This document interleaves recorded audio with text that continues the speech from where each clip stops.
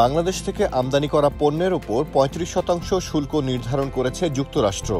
দেশটির president Donald Trump প্রধান উপদেষ্টা ডক্টর মোহাম্মদ ইউনূসকে দেওয়া চিঠিতে এমনটি জানিয়েছেন। সোমবার নিজের সামাজিক যোগাযোগ মাধ্যম ট্রুথ সোশ্যালে চিঠিটি প্রকাশ করেন মার্কিন প্রেসিডেন্ট। চূড়ান্ত শুল্কের পরিমাণ জানিয়ে বাংলাদেশ সহ মোট ১৪টি দেশের নেতাদের উদ্দেশ্যে চিঠি পাঠিয়েছেন তিনি।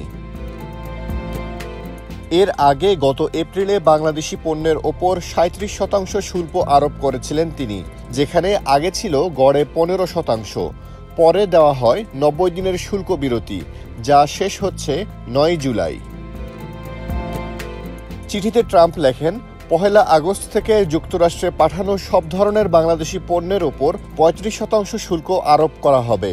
এটা আলাদা খাতভিত্তিক শুল্কের বাইরে। যদি কেউ অন্য দেশের মাধ্যমে পণ্য পাঠিয়ে এই শুল্ক এড়ানোর চেষ্টা করে, তবে বেশি শুল্কই দিতে হবে। চিঠিতে বাংলাদেশকে মার্কিন মাটিতে শিল্প স্থাপনের আহ্বান জানিয়েছেন তিনি। বলেছেন, যদি কোনো কোম্পানি যুক্তরাষ্ট্রে এসে পণ্য উৎপাদন করে, তাহলে সেই পণ্যে শুল্ক থাকবে না, বরং অনুমোদনও দেওয়া হবে। এছাড়া ট্রাম্প হুঁশিয়ারি দিয়েছেন, বাংলাদেশ যদি মার্কিন পণ্যে আমদানি শুল্ক বাড়ায়, তাহলে সেই বাড়তি শুল্কের পরিমাণ যোগ হবে এই ৩৫%-এর সঙ্গে।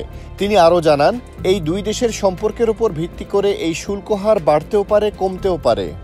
এক্সট্রিম মশার কয়েল প্ল্যান্ট ফাইবার দিয়ে তৈরি, তাই সহজে ভাঙে না, সুগন্ধিযুক্ত ও নিরবিচ্ছিন্নভাবে জ্বলে। ডেঙ্গু, চিকুনগুনিয়া বাহি সহ যে কোনো মশার বিরুদ্ধে দেয় এক্সট্রিম সুরক্ষা। এপ্রিলে উচ্চ শুল্ক আরোপের ঘোষণা দেওয়ার পর ৯০ দিনের শুল্ক বিরতির ঘোষণা দেন ট্রাম্প। সেই সময়সীমা ৯ জুলাই শেষ হচ্ছে। তবে এর আগে আরেক দফা বাড়িয়ে ১ আগস্ট নির্ধারণ করা হয়েছে, অর্থাৎ সেদিন থেকেই নতুন শুল্ক কার্যকর হবে।